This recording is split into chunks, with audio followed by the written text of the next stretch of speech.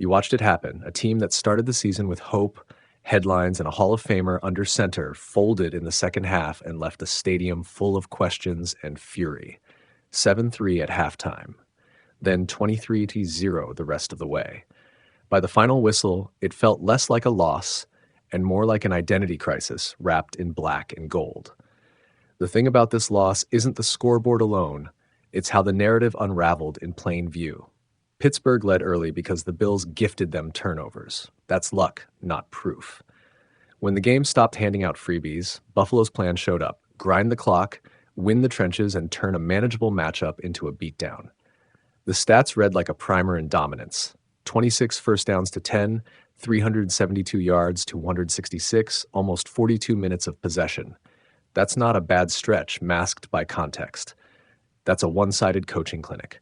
You can argue all day about the flashiest decision of the week, starting Aaron Rodgers, playing him through a fractured wrist. But those are headline fights. The deeper fracture is systemic. The offense looked constrained, predictable, and right now emotionally fragile.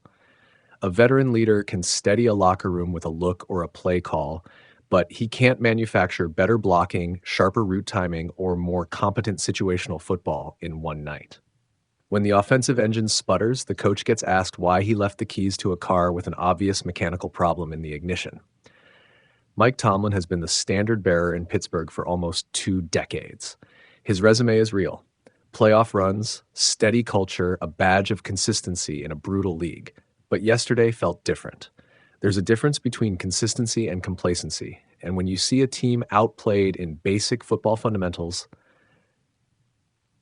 third down execution, time of possession discipline, play calling malleability, you start asking whether the leadership has lost its hunger for tactical evolution.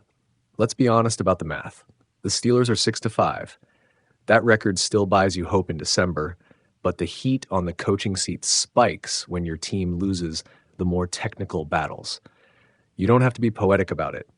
If you surrender 249 rushing yards to a team built around a quarterback who can run and the offensive line can't sustain blocks, it's a coaching and personnel issue.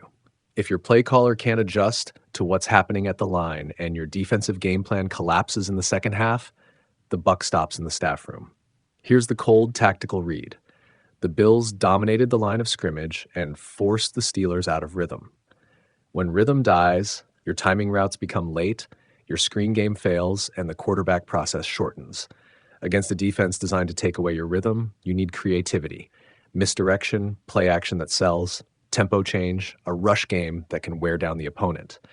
Instead, the offense got predictable and, frankly, passive.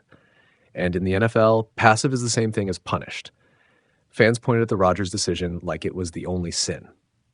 But leadership isn't only about choosing which name is on the roster card.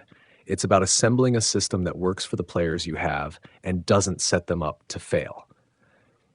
If your quarterback can't grip the ball, you call quicker passes, you shorten drops, you manufacture rhythm with high percentage throws and smart runs. If the line is getting chewed up, you max protect or ask for schemed help. If those adjustments aren't happening live, that's not an off night. That's a structural problem. And then there's the human element, which Tomlin has always read well: team morale. Winners are teams that believe in the process even when the score says otherwise. But belief can fray when mistakes compound. A turnover here, a failed conversion there, a special teams gaffe that gives an opponent a short field. The Steelers watched that chain reaction happen in real time. The crowd felt it. The players felt it. And when a locker room senses that things are starting to slip, leadership gets measured by the steady, small decisions you make in the next 72 hours. Who talks, how film is viewed, what meetings happen, and whether accountability is real or performative. You can argue the case for patience. Tomlin has earned the right to an extended leash, and the organizational history shows he usually gets results by trusting a process track that sometimes includes outlier years. But patience isn't the same as blind loyalty. The league moves fast. Roster construction and game planning require constant iteration. If the Steelers' front office continues to make headline moves, big signings, blockbuster trades, and the product on the field looks adrift, fans will stop buying the longer story. They'll start asking simpler questions. Who's responsible for fixing the trenches? Why did the offense regress? Is the playbook still modern? Is accountability real? Let's be clear about one practical thread. Coaching changes aren't just about firing people to feel better in the moment. They're about resetting the approach. Sometimes a new voice in the offensive room or a different defensive coordinator injects fresh schemes, new tempo, and a revived belief. Other times it's about leadership recalibration, different temperaments, different expectations, different in-game decisions. If the Steelers decide the leadership needs reshaping, it won't be purely out of spite. It will be because the season has revealed patterns that aren't self-correcting. But there's also risk in quick reaction. Hasty firings can create chaos, undermine player development arcs, and leave a franchise scrambling for identity. The real test of leadership is blending measured patience with decisive correction. That means targeted staff moves when patterns are stubborn, shrewd roster tweaks where talent gaps are clear, and a cultural reset that keeps the best traits, competitiveness, toughness, but pairs them with modern schematics and accountability. So what should Tomlin and the Steelers do next? Start with the tape and be brutally honest. Identify the exact moments the game turned, the play calls, the protection calls, the personnel groupings. Don't let narrative dictate decisions. Let data and film guide them. Next, make surgical changes. Tighten the run blocking schemes, revise third down play calling to create easier reads, and prioritize short-term fixes in special teams because those mistakes are season killers. Finally, communicate. Players need clarity. Fans need transparency. Ownership needs a plan that doesn't feel reactive. There's an emotional truth here that's worth remembering.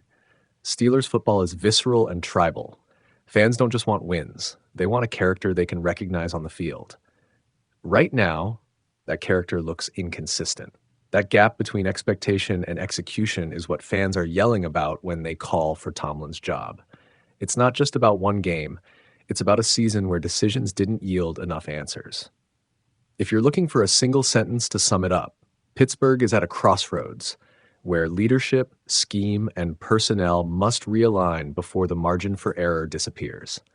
The choice ahead isn't binary, not just a hire or a fire, but a series of decisions that will determine whether this team can wrestle control of its narrative back or continue slipping into frustration and doubt. The final whistle didn't just end a game. It pressed pause on a season that now asks a hard question. Will the Steelers adapt and fight, or will the weight of missed opportunities force a structural change? Either way, the next fortnight is where the answer will begin to reveal itself.